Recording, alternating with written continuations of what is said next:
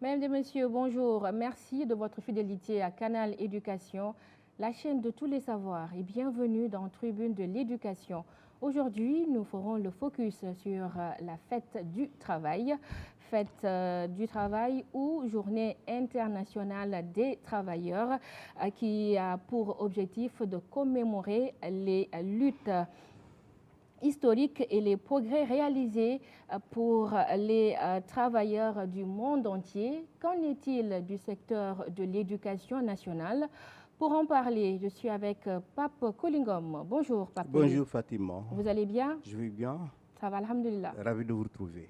Un plaisir. Merci. Nous sommes également avec Monsieur Amidou Diédhiou, secrétaire général du CELS, le syndicat des enseignants libres du Sénégal. Bonjour, Monsieur Diédhiou. Bonjour Fatoumata. Merci pour l'invitation.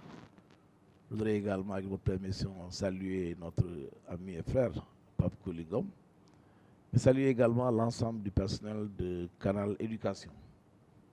Merci d'avoir répondu à notre invitation. C'est moi. Alors, sans plus tarder, nous passons à l'actualité de la semaine. Merci à la régie. Alors, actualité que nous démarrons par le ministre de l'Éducation nationale et la plateforme Yaye Jambar qui ont scellé un partenariat. L'objectif est de faire la promotion des valeurs, l'entrepreneuriat et la valorisation des ressources locales. La rencontre a été présidée par le ministre de l'Éducation nationale en présence de Maïmouna Dieye, ministre de la Famille et des Solidarités, des acteurs du système éducatif et de développement. Comité du dialogue social, secteur éducation et formation, Baba Ousseynou Ly passe le témoin à Kasadiagne. La cérémonie de passation de service a été présidée par le ministre de l'Éducation. Baba Ousseynou Ly a été salué par son engagement et les résultats obtenus durant son mandat. Son remplaçant, Kasadiagne, lui aussi a reçu les vœux de succès dans ses nouvelles fonctions à la tête du Comité national du dialogue social, secteur éducation et formation. Cette cérémonie a été clôturée par le ministre de l'Éducation nationale qui invite la nouvelle équipe à créer de la valeur ajoutée. Il s'agira pour Moustapha Guirassi de susciter des questions qui aboutiront à des choses nouvelles et des enjeux nouveaux. Direction Touba qui s'apprête à accueillir une nouvelle offre éducative. La réflexion était au menu d'un atelier de partage et d'échange entre membres du ministère, partenaires éducatifs et représentants de la ville de Touba. La cérémonie a été présidée par le ministre de l'Éducation nationale. Nous terminons par la caravane Space Bus qui se poursuit. Actuellement, les caravaniers sont à l'étape de Kaolack. Le calife de Medina Baye de tout cœur avec cette initiative qui, je rappelle, vise à promouvoir la culture scientifique dans nos établissements. C'était tout pour l'actualité. Alors, Pape Koli, nous allons commenter cette actualité, certainement avec ce partenariat avec le ministère de l'Éducation nationale et la plateforme Yaye Jambar. Oui, c'est un week-end, enfin une semaine qui a été riche en renseignements et en innovation aussi, avec la participation d'un certain nombre de partenaires qui viennent matérialiser ou bien renforcer l'initiative du ministère de l'Éducation nationale en ce qui concerne la transformation humaniste de l'éducation. Et c'est dans ce cadre-là qu'il a eu un partenariat avec ce qu'on appelle la plateforme Yaye Jambar. C'était, vous l'avez dit, avant-hier, hier d'ailleurs même, en présence, vous l'avez dit, de la marraine. Il faut le dire, c'était la marraine, même si elle est venue après, vers la fin pour donner son mot de clôture et de remerciement et de convention, de reconnaissance. Elle s'appelle, vous l'avez dit, Maïmouna Diène, qui se trouve être la ministre de la Femme et des Solidarités, parce que c'est son domaine, parce qu'il y a aussi distingué dans la création d'emplois, dans la création de ce qu'on appelle des champions et des championnes. C'était un moment propice de distinguer les femmes, les hommes, les filles qui se sont distingués, qui ont excellé dans leur domaine respectif. Il y avait par exemple le ministre, l'avocat qu'on ne présente plus, Cyril Clédorli, qui a été, comment j'ai encore fêté, célébré, qui avait reçu son prix pour l'action, par exemple, qu'il a menée dans son domaine et que tout le monde a salué. Il en est de même pour une dame qui nous venait de Matam, qui s'est distinguée malgré son âge. D'ailleurs, dans la réalisation, dans le développement de la promotion rurale à travers l'agriculture, à elle seule, autour de ses... Elle a réussi à mettre sur place la fédération des femmes horticoles et agriculteurs de la vallée et une partie du Fouta. Et à elle seule, elle est arrivée à aménager, à mettre en valeur un certain nombre d'hectares, des centaines d'hectares, en créant aussi des milliers d'emplois. Donc ce sont des choses. Il y avait aussi une de nos grandes sœurs qui a été jusqu'à une date récente directrice de, je pense, une école élémentaire de l'IF des Almadies. C'est la grande sœur à notre sœur, Fatoumata Ba, la deuxième épouse au ministre Khalidou Diallo. Oui, elle était, Paulette, je pense bien, elle s'appelle. Elle a reçu aussi son prix pour son engagement aux côtés du ministère de l'Éducation nationale. Pour tout ce qu'il a fait au niveau aussi du système éducatif. Il était directrice d'école de Massayanyan, si je me trompe. Il y a aussi la secrétaire du ministère de l'Éducation nationale, Khady Diop Mbodj, qui a été distinguée pour son engagement auprès des ministres de l'Éducation nationale pour ses réalisations, ses innovations, mais aussi pour tout ce qu'elle a fait en termes d'accompagnement des enseignants, mais aussi des partenaires sociaux de l'Éducation nationale. Autre temps fort aussi, vous l'avez dit, c'est la caravane, vous l'avez dit. On a commencé par Dakar après le lancement, on a fait Thiès, ensuite on est remonté vers le nord. On a notre confrère Badi qui suit la caravane avec nous. Après le nord, il a fait le nord-est, le sud, c'est Djedjou. Actuellement, ils sont au centre, Kaolack-Kaffrine, et ils vont faire aussi 2 départements de Kaolack. Et c'est l'occasion aussi de présenter ce qu'on appelle, de faire la promotion de manière générale des matières scientifiques et techniques. Et à la tête de cette caravane, vous le savez, il y a le professeur Marem Kairé, qui est un génie sénégalais qui s'est distingué dans des études spatiales. Et d'ailleurs, il dirige ce qu'on appelle l'agence d'études spatiales au Sénégal. C'est lui qui est à la tête de cette innovation appuyée par le ministère de l'Éducation nationale qui va impliquer non seulement les autorités administratives et éducatives, mais aussi la communauté éducative, en commençant par les élèves, à les expliquer que grâce à l'amour des sciences qu'on peut réussir à faire ceci. C'est pas diable. C'est pas difficile, c'est pas réservé à une élite, mais il faut tout simplement y croire et c'est possible.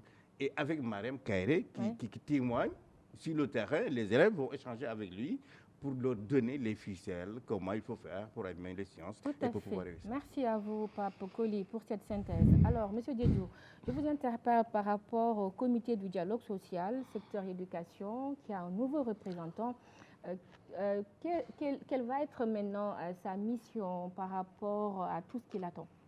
Oui, je vous remercie. Je rappelle que c'est la rencontre d'avant-hier, elle fait suite à l'AG de renouvellement du comité de suivi du dialogue social, AG qui s'est tenu en octobre dernier.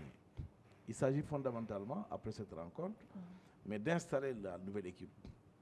Installer la nouvelle équipe, c'est donc procéder à la passation de service entre le président sortant, Baba Ousseynouli, et le président entrant, Kassa Diagne.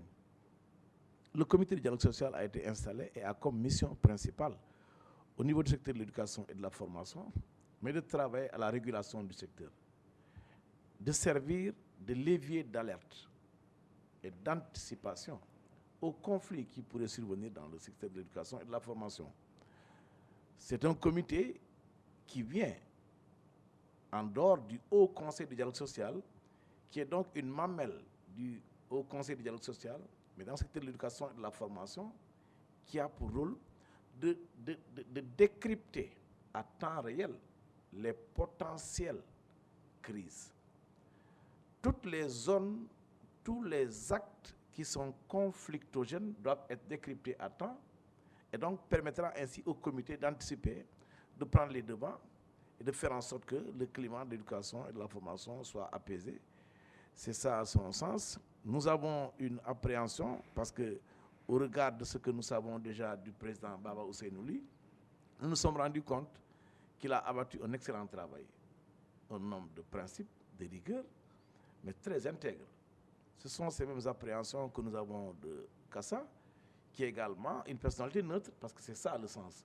Au-delà des différentes catégories d'acteurs que sont les syndicats, les organisations de la société civile, l'éducation, le ministère de l'Éducation nationale qui doit choisir le président du comité de dialogue social doit choisir quelqu'un qui est neutre, qui ne fait pas de parti pris et qui peut donc aider justement à trouver le conciliabule entre les différentes parties en conflit, si on peut l'appeler comme ça.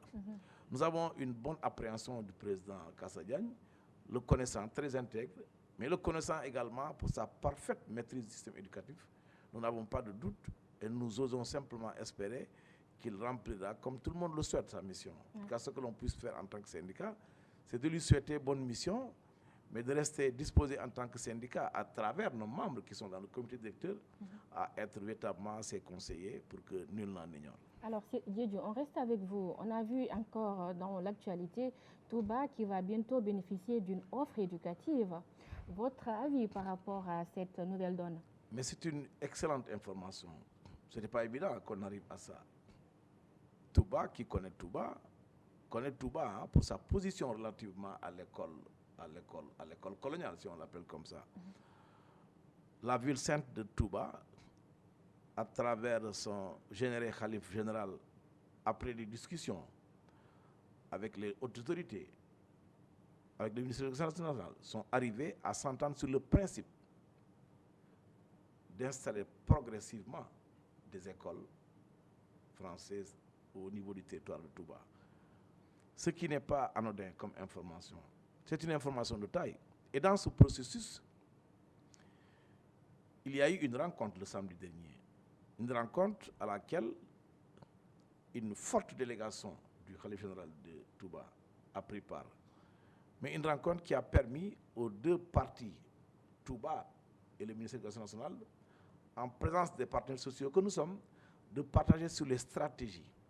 Comment arriver à cette installation sans remettre en cause les fondamentaux qui président à la vie à Touba.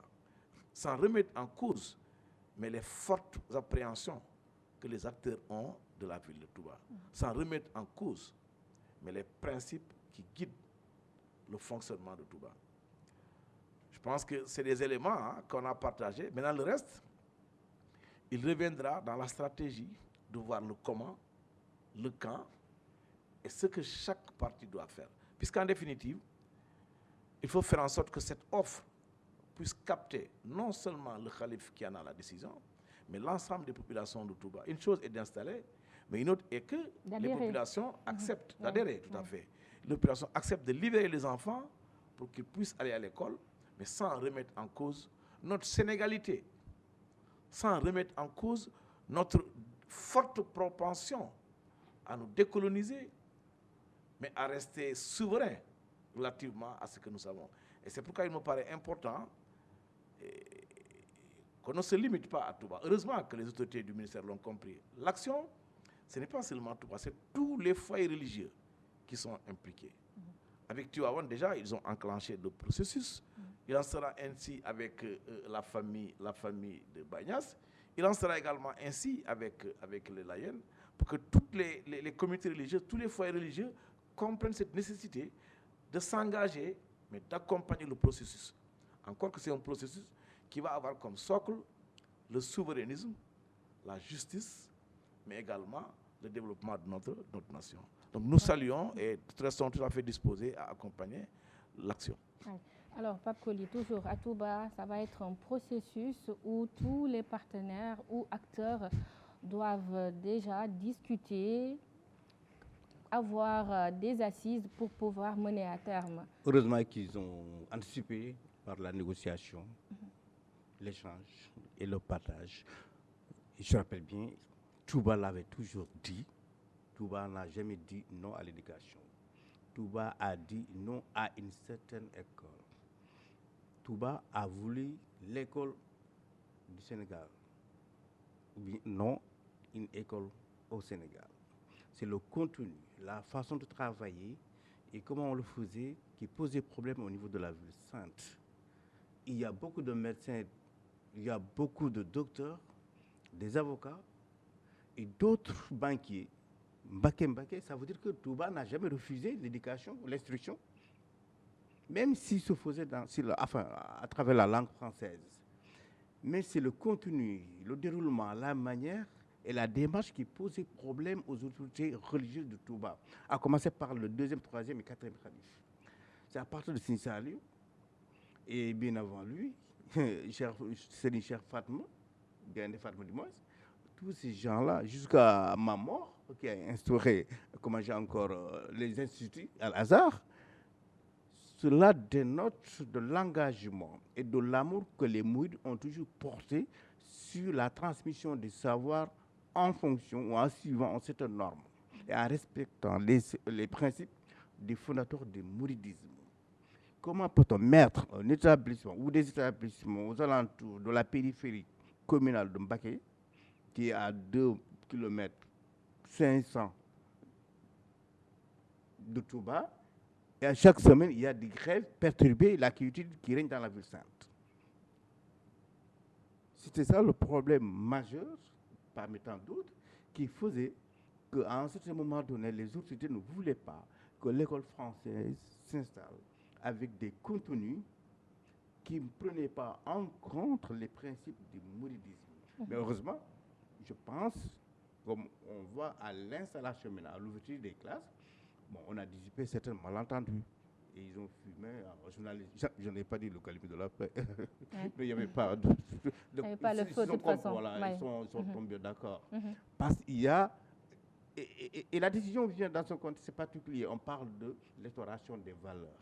Et c'était surtout ce contexte-là qui a prévalu durant les concertations dans le processus de la mise en place de cet établissement-là. Touba, encore une fois, n'a jamais refusé l'éducation. Touba n'a jamais refusé et ça va être comme ça également dans les autres foyers religieux. Effectivement. Oui, tout à fait. Alors, merci pour cette synthèse de l'actualité.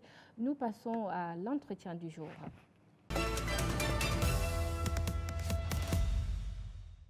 Merci à la régie. Alors, je vous le disais à l'entame de cette émission, aujourd'hui, nous allons mettre le focus sur la fête du travail, journée des travailleurs, si on peut l'appeler comme ça, Pape Collé. Effectivement, on l'a toujours appelé ainsi, parce qu'à l'origine, c'était une révolution ou bien une rébellion. Donc, c'est une catégorie de travailleurs qui était à l'origine de la célébration du 1er mai de chaque année. Et pour manifester leur mécontentement, leur désaccord par rapport à l'employeur, les ouvriers ou bien les travailleurs de manière générale à l'époque, même si on ne fait pas la précision au départ. Mais à l'époque, on les appelait les ouvriers. Les ouvriers, voilà. Au point de départ, c'était ça. Ils ont sorti, ils ont effectué ce qu'on appelle des marches, des revendications avec des slogans qui mettaient le patronat dans tous ces États, et pourtant ils étaient dans le droit, parce qu'ils subissaient un certain nombre d'injustices qui ne rimaient pas avec le volume de travail abattu dans le lieu de travail. C'est à ce moment-là qu'on a commencé à voir ou à germer un certain nombre maintenant d'organisations syndicales qui s'activent dans ce qu'on appelle la revendication des conditions de travail, tout en préservant les intérêts des travailleurs dans leur lieu de travail. Et ça a commencé à faire ce qu'on appelle des ramifications au niveau des différents États européens et jusqu'en Afrique vers les années 1958. Vous vous souvenez de la grève des cheminots et c'est là où le déclic a vraiment pris forme au niveau, par exemple, de l'Afrique de l'Ouest. Alors, de l'Afrique de l'Ouest, Sénégal, nous concernons plus précisément de l'éducation. Alors, Pape Collé, comment se portent nos travailleurs dans le domaine de l'éducation? Oui, ils constituent le gros de la masse salariale, comme ils aiment le dire les gouvernants. Ce sont les plus nombreux, les enseignants. Et le plus souvent, ils disent aussi que c'est eux qui causent le plus de problèmes au patronat, de manière générale, ou aux décideurs, à la fonction publique ou le gouvernement de manière générale. Et pourtant, leurs revendications est toujours axée sur les deux points. Ils n'ont pas varié. Les conditions de travail, c'est-à-dire préserver l'outil de travail, améliorer les conditions du travailleur, tout en protégeant les intérêts de ces mêmes travailleurs. Donc tout se résume au niveau de l'amélioration des conditions de travailleurs. Aujourd'hui, par exemple, quand on dit qu'on va à la grève, parce que bon, les classes sont pléthoriques, c'est le droit. Une classe dans les normes qui devait faire 40, on se retrouve avec 70 à Dakar, c'est un motif de grève, peut-être. Quand on a 70 élèves et qu'on a entre nous au moins des classes en paille, c'est de bonnes conditions, ce n'est pas un motif de grève. Ils sont dans le droit. Quand on fait des heures supplémentaires et qu'on ne prend pas en charge, quand on va à l'examen, on doit être rémunéré au retour, aller qu'on traîne jusqu'à une année suivante pour pouvoir aller taper sur la table au sortir, brûler des pneus pour qu'on nous entende. Là, c'est autre chose encore. Alors, ça veut dire que le plus souvent, toujours, ils sont, bon, je ne dirais pas toujours ils sont dans le droit, mais ils ont le droit de réclamer ce qui font d'eux ce qu'ils sont et pour améliorer les conditions de travail. Améliorer les conditions de travail. Monsieur Diédhiou, vous êtes secrétaire général du CELS, le syndicat des enseignants libres du Sénégal. Alors, comment se porte le secteur de l'éducation, les travailleurs, les enseignants, comment ils se portent de manière générale? Bon, mais ils se portent comme tous les travailleurs sénégalais, cas un cas. Tout le monde est dans le gorgolou au Sénégal. Et je pense que la fête du 1er mai rappelle l'essence de l'action syndicale. La revendication. Non pas pour empêcher à un gouvernement ou à naturellement un patronat de faire quoi que ce soit, mais la revendication comme facteur de progrès social. Je rappelle que l'histoire du 1er mai, ça me renvoie à deux dates phares, 1884, 1886. 1884, qui a été la première fois que les travailleurs ont réclamé les 8 heures de travail, avec tout ce qu'on a connu, ce massacre. 2 années après, nous avons assisté à la consécration, et c'est ça qui marque le 1er mai. Donc une date qui commémore la victoire des travailleurs sur une revendication principale. Mais une date qui rappelle également l'essence de l'action syndicale, qui, comme je le disais tout à l'heure, doit servir, mais de progrès social, doit servir à l'autre d'aide à la prise de décision. Au Sénégal, principalement dans le secteur de l'éducation et de la formation, nous y sommes avec des revendications, mais centrées sur 2 axes principaux. Ouais. Pour nous, tout ce que nous faisons en termes de revendication doit prendre en compte l'école et l'enseignant. Quand je parle de l'école, c'est bien évidemment tous ces acteurs. Les élèves, c'est l'environnement scolaire, c'est les infrastructures, mais les enseignants également du point de vue de leur carrière.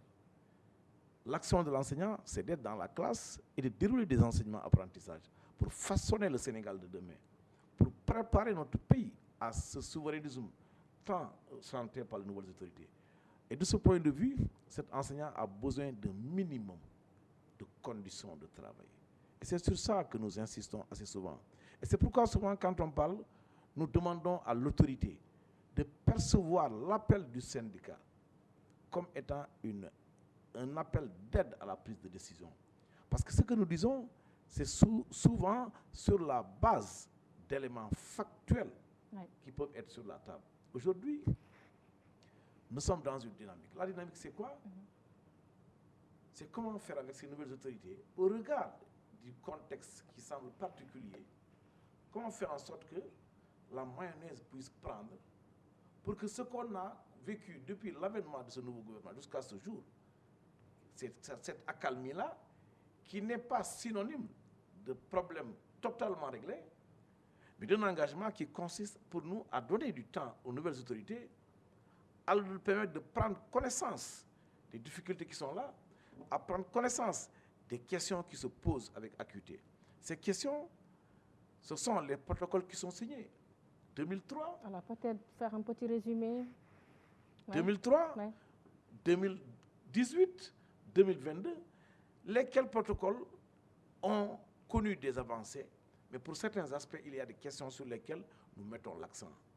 Aujourd'hui, pour nous, l'autorité doit chercher à comprendre de quoi il s'agit.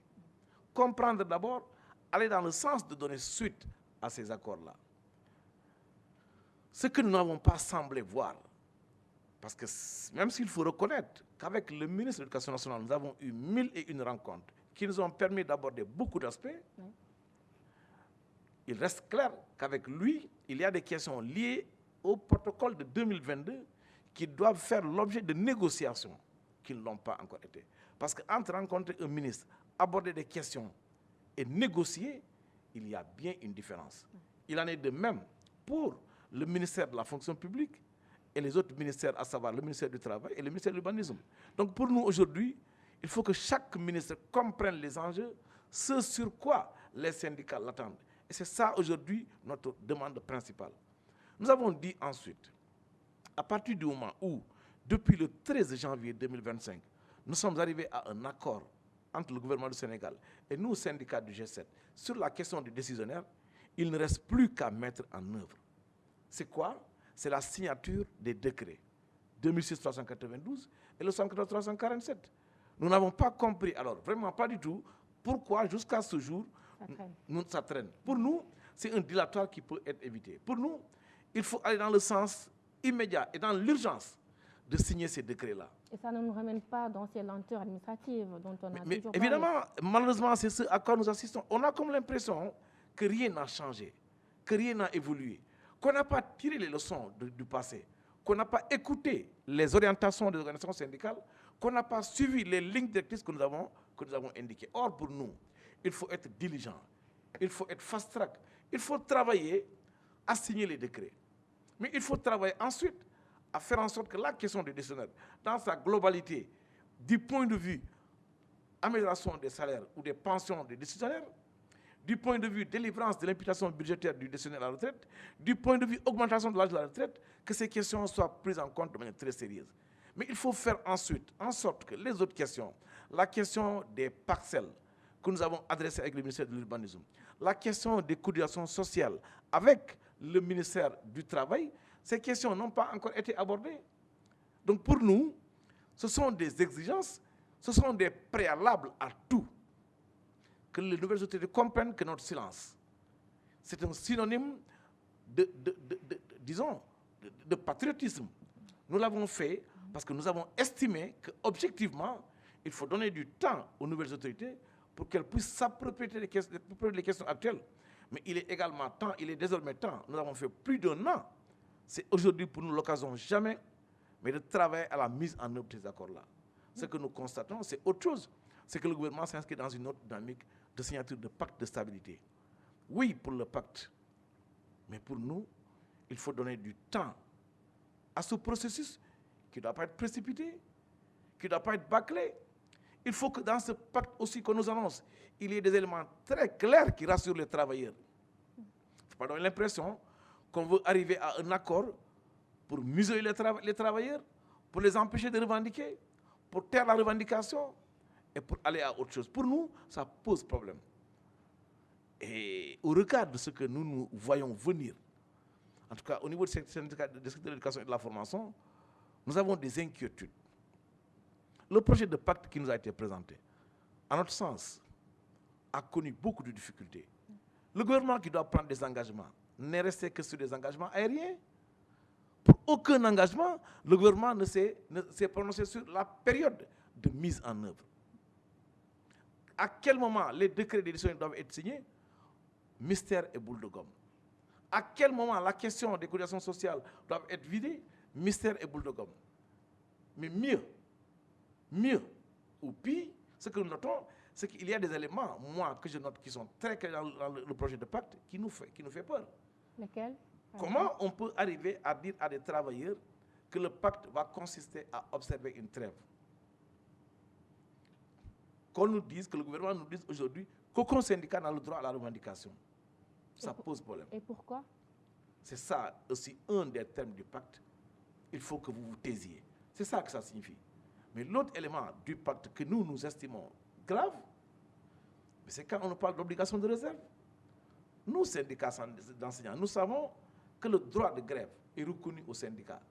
Même si ce droit de grève, nous le savons également, n'est pas absolu.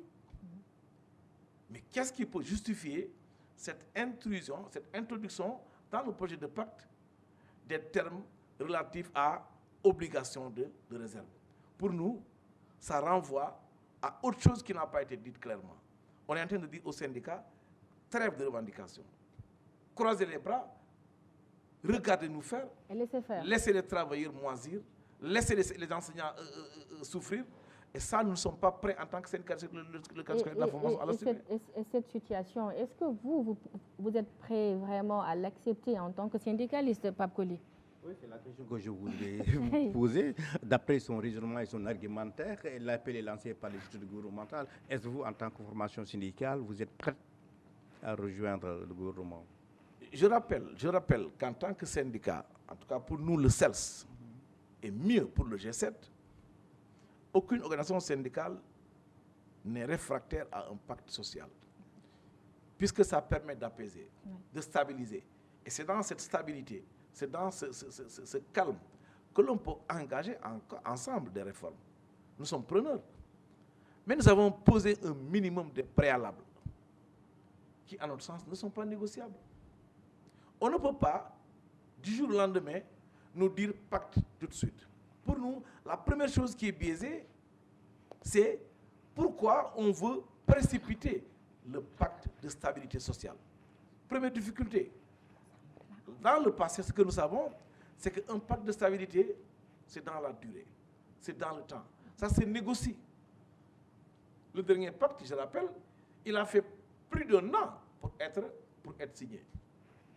Qu'est-ce qui justifie cet empressement? Nous ne le connaissons pas. Et même si on doit s'empresser, mais qu'on mette en œuvre ce que nous appelons préalable. Nous avons demandé comme préalable que les rencontres sectorielles entre les différents ministères et les syndicats que nous sommes soient engagées. Et ces rencontres-là, ce ne sont pas que des rencontres pour faire un round-up. Ce sont des rencontres qui doivent nous permettre de nous arrêter sur des questions précises qui ont fait l'objet d'accords. Et que le gouvernement nous dise comment il compte mettre en œuvre ces accords-là. Avant de passer à autre chose. Avant de passer à autre chose. Pour nous, si on arrive à régler ces préalables, on pourrait envisager dans le temps mais la signature d'un pacte de stabilité. Aujourd'hui, que ce n'est pas fait, ce que nous constatons avec regret, c'est une sorte d'empressement. C'est comme si on voulait imposer les centrales syndicales à signer ce pacte. Et je crains d'ailleurs, pour ceux qui sont, je crains que demain, le 1er mai, nous arrivions à ça, que les centrales s'engagent à signer un pacte de stabilité avec le gouvernement du Sénégal. Et si c'est le cas, elles seront les seules à assumer les conséquences qui en découleront. En tout cas, nous, en tant que syndicat de l'éducation et de la formation, nous ne sommes pas engagés à signer un pacte parce que nous ne sommes pas rassurés. On n'est pas mis en confiance et de ce point de vue, nous tenons pour responsables tous ceux qui vont s'engager à la signature de ce pacte. Alors pour vous, il faut éclaircir les zones d'ombre. Pour nous, il faut que ces préalables soient réglés. Pour nous, il faut donner du temps à chaque secteur. Le ministère du Travail, qui n'a pas encore rencontré les syndicats d'enseignants. Le ministère de l'Urbanisme, qui n'a pas encore rencontré les syndicats d'enseignants. La question des décisionnaires qui restent encore en train de tourner. Pour nous, c'est des questions sur lesquelles il faut apporter des solutions rapides. Et même le ministère de l'Éducation nationale. La question liée comment on appelle ça encore, aux écoles franco-arabes. La question liée aux examens scolaires, CFE, BFM, entrée en 6e, baccalauréat et comment ça s'appelle? Ce sont des questions sur lesquelles le protocole de 2022 a été très clair. Il ne restait juste que comment travailler à matérialiser ça, quels sont les accords, à modifier les décrets, mais à arriver à les mettre en œuvre. Mais ce que nous constatons aujourd'hui, je le rappelle, c'est une sorte de louvoiement, de dilatoire, que personne ne justifie, mais c'est également une sorte de pression que l'on met sur les syndicats pour nous amener à la signature d'un protocole d'accord. Nous ne sommes pas dans ça. Alors, sur le marché, le ministre va bientôt mettre à la disposition des Sénégalais un recrutement. Il est déjà lancé de 2000 enseignants. Oui, c'est une excellente chose. Je rappelle que le recrutement d'enseignants que le gouvernement a autorisé, nous, en tant que syndicat, nous avons applaudi. Parce que ça procède d'une vieille revendication des syndicats. Le gouvernement qui nous avait présenté un déficit de 6 000 et quelques enseignants, nous avons dit non, que ce nombre annoncé n'est pas exact.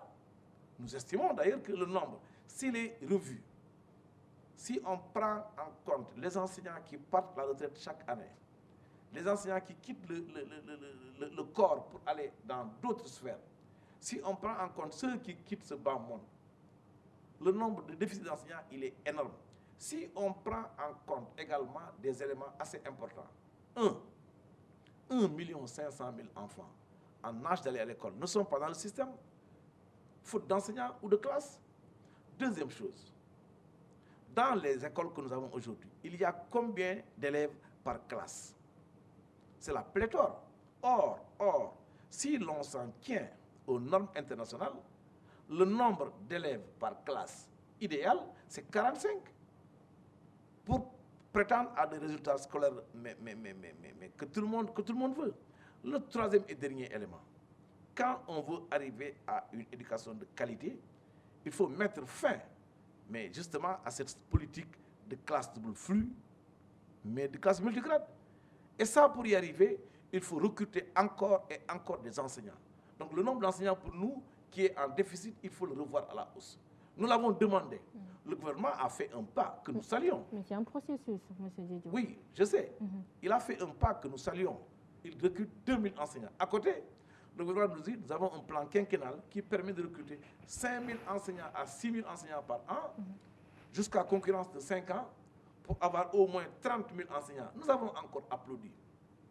Mais ce que nous disons et faisons comme objection, c'est que pour nous, le recrutement spécial doit être spécial. Ça ne doit pas être la règle. C'est-à-dire? On ne doit pas chaque année, en lieu et place de concours qu'il faut organiser un recrutement spécial. Non, nous ne sommes pas sur la dynamique. Pour nous, il faut que les gens reviennent à l'orthodoxie. Il faut organiser les concours. C'est ça qui démocratise davantage le processus. C'est ça qui nous permet d'avoir un processus transparent. Tout le monde peut compétir. Et sur la base des critères et du mérite de chacun, ceux qui vont être retenus seront retenus. Mais ce recrutement qui est basé sur un recrutement sur 10, sur dossier, il ne nous rassure pas en tant que syndicat. Aujourd'hui, tout le monde a constaté le bruit, la polémique qui est née justement de ce recrutement-là. Tout le monde en parle. Qui a raison, qui n'a pas raison. Et je pense d'ailleurs sur cette question-là, le ministre de l'Éducation nationale nous a reçus, il est vrai, hier en tant que syndicat du G7, pour nous faire un compte rendu, j'allais dire, pour nous apporter le rapport technique du processus de recrutement de ces 2000 enseignants-là. Nous avons suivi avec intérêt ce rapport-là, qui a présenté des éléments chiffrés. Mais ce que nous avons dit, il faut que le ministère également communique.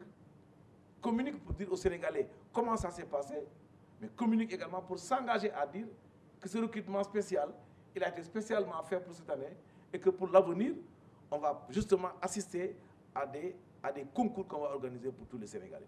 Pour le reste, vous avez dit, les résultats vont sortir, les OS vont sortir certainement dans la semaine ou au plus tard la semaine prochaine, selon la promesse du ministre.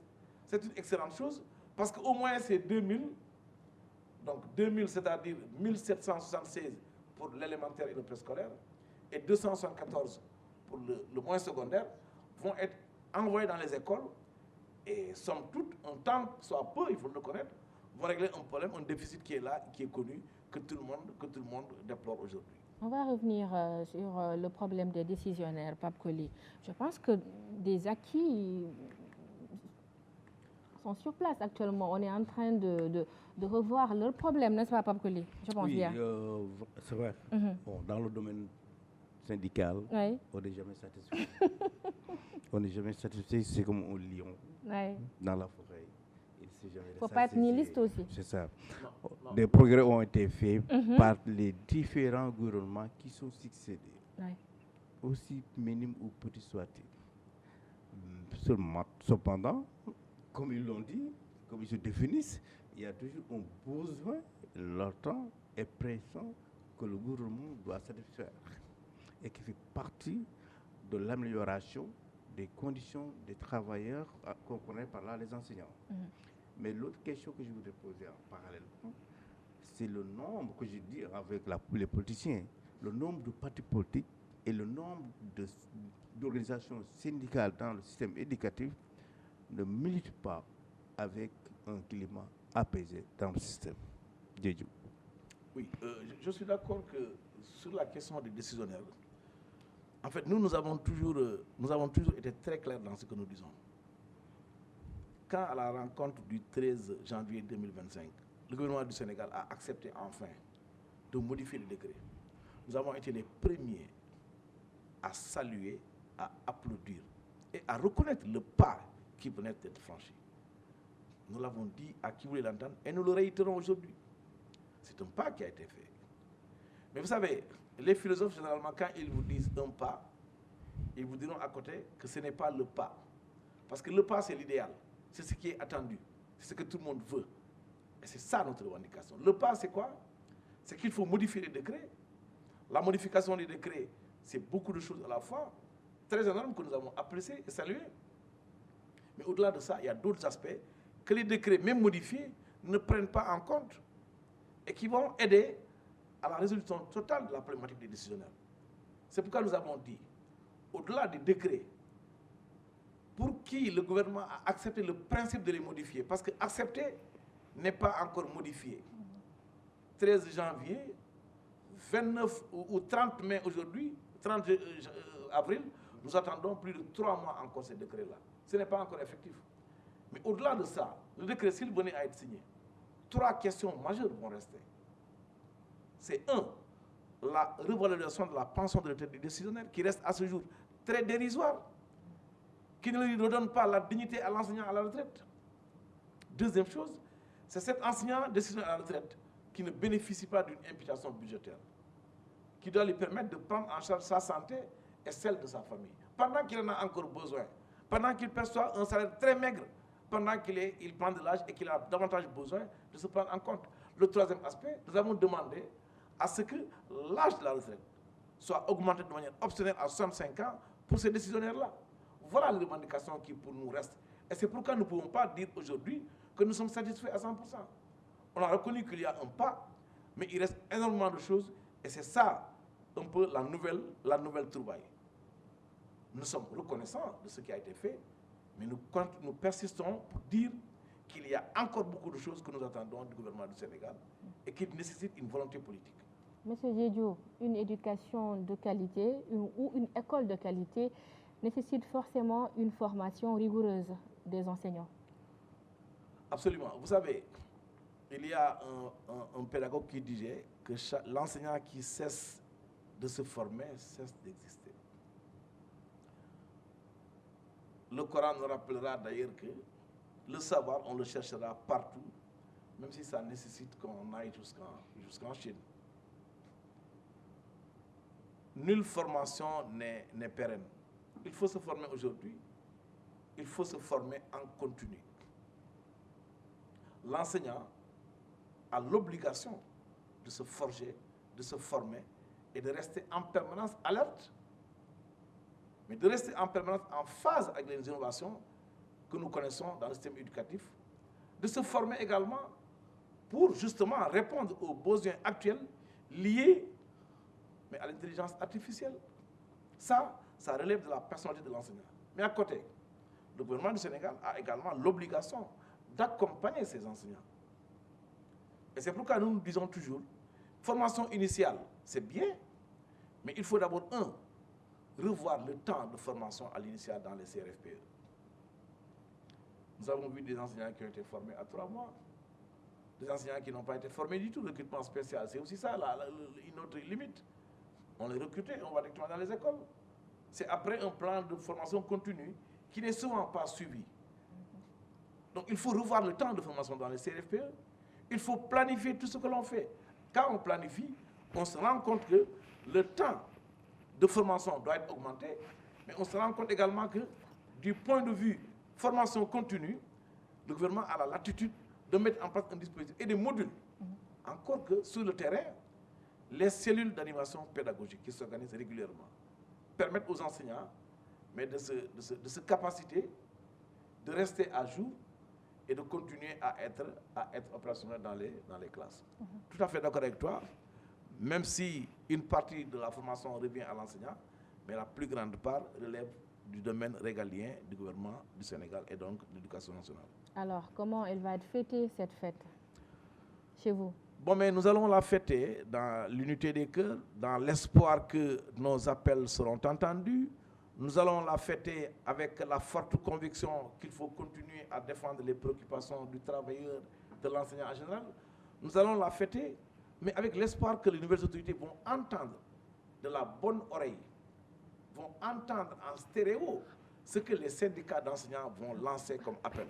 Nous allons la fêter, mais nous allons la fêter également dans l'union des cœurs. Nous espérons simplement que le 1er mai de l'année 2026, nous ne reviendrons pas pour parler de la question des décisionnaires, on ne reviendra pas sur les mêmes questions que nous avons évoquées tout à l'heure, et que, ensemble, nous engagerons les réformes majeures pour notre école sénégalaise. Ce sont ces réformes-là qui vont faire que Touba accepte l'école comme nous le voulons. Ce sont ces réformes-là qui vont faire que tous les Sénégalais acceptent l'école. Ce sont ces réformes-là qui vont faire que notre école soit décolonisée, que nous puissions la porter, mais que nous puissions également la financer avec nos propres moyens. Alors, M. Diédhiou, le tableau n'est pas complètement noir. Le ministère de l'Éducation nationale a aussi posé des acquis considérables pour vraiment amener l'école sénégalaise haut et fort. Vous me donnez l'occasion de magnifier ces actions. Ouais. C'est ça la vérité. Depuis son avènement à la tête de l'Éducation nationale, Guirassy nous a reçus, je pense, 1 à 2 semaines après son installation. Il nous a reçus en tête-à-tête en tant que G7. Lui et nous, syndicats, responsables syndicaux, nous étions 8 ce jour-là. Et ce jour-là, d'ailleurs, qu'il a déclaré que nous constituions un G8, parce que lui-même se voyait comme un syndicaliste pour défendre l'école sénégalaise. Et depuis ce jour, il n'a pas dérogé quand même à cette pratique. Il nous rencontre chaque fois qu'on a besoin de lui. Et chaque fois qu'on pose des revendications, tant que ça relève de son domaine, je dois avouer quand même qu'il a apporté les solutions qu'il a pu apporter. Et quand ce n'est pas de son domaine, il a travaillé à faire en sorte que ses collègues, fonction publique, ministère du Travail, urbanisme, soient sensibilisés. Mais il porte quand même l'école. Ça, je dois le reconnaître. Mais une chose est d'avoir la volonté, une autre est d'en avoir les moyens de mettre en œuvre. Et en termes de mise en œuvre, je dois avouer également qu'il y a encore des choses qui restent. Fakoli, une question. Panel, marche et conférence, entre autres, sont les principales actions à mener lors de ce 1er mai, suivi de la remise des cahiers de doléances au chef de l'État. Cette année, est-ce que vous allez opérer un changement de paradigme ou pas? Absolument, il y a bien de la nouveauté. Les centrales syndicales, en tout cas autour de la coalition, même pas de la coalition, mais du front syndical, avec plus de 12 centrales syndicales, ont décidé d'organiser on en ça encore,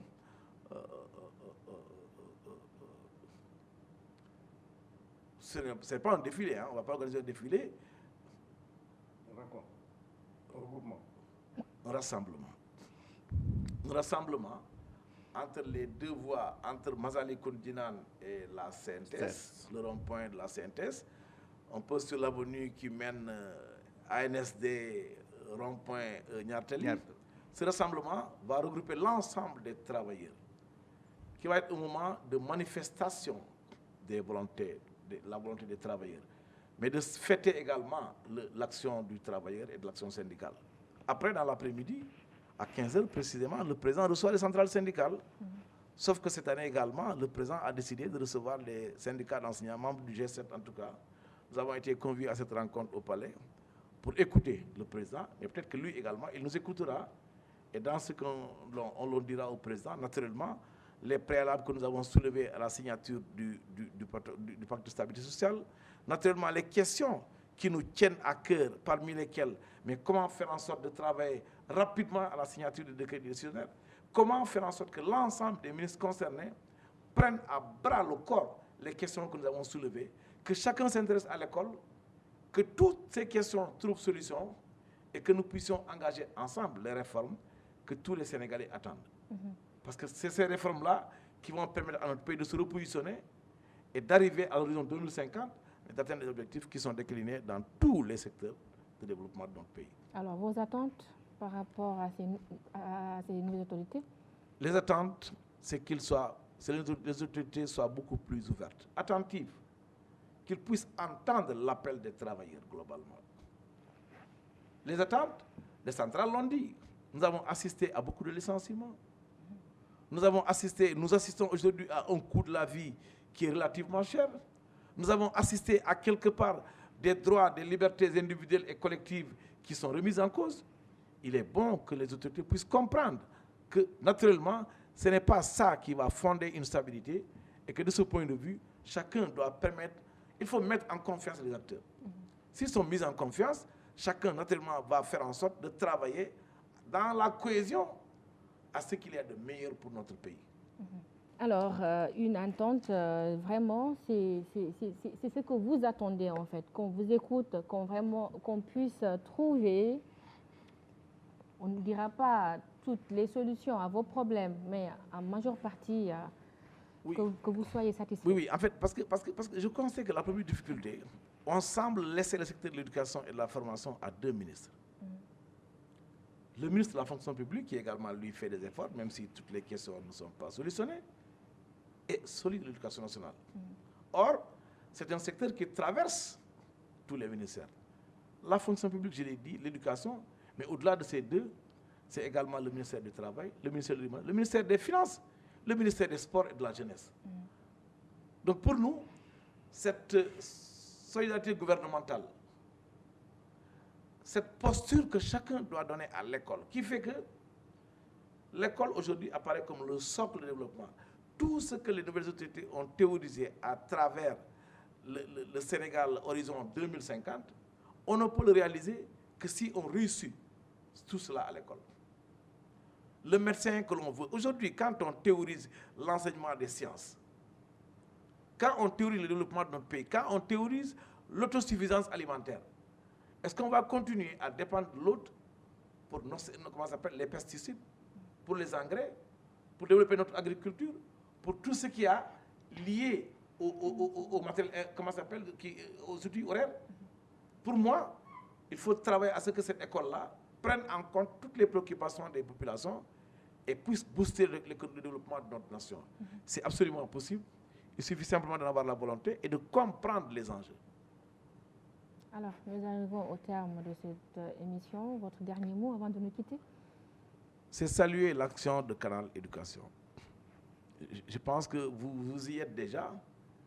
Je dois rappeler que plus on vous voit dans nos activités en tant qu'école, mieux ce sera pour l'école sénégalaise. Canal le fait.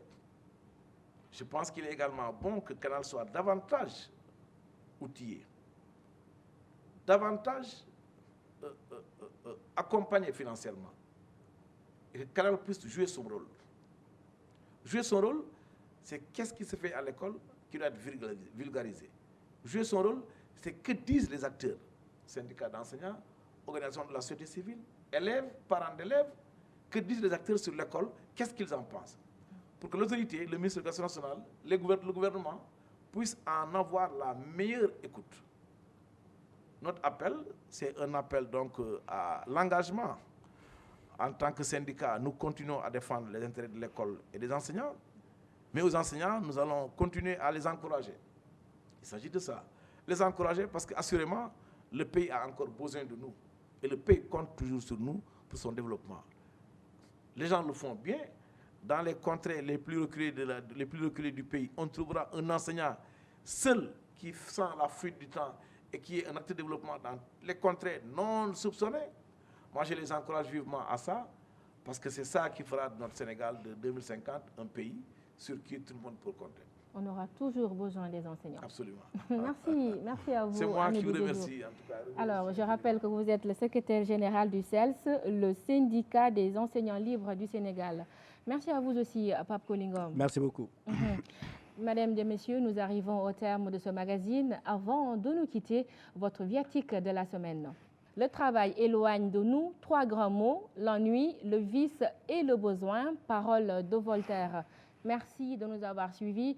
Rendez-vous la semaine prochaine, Inch'Allah. D'ici là, prenez soin de vous et bonne fête de travail à tout le monde. Merci.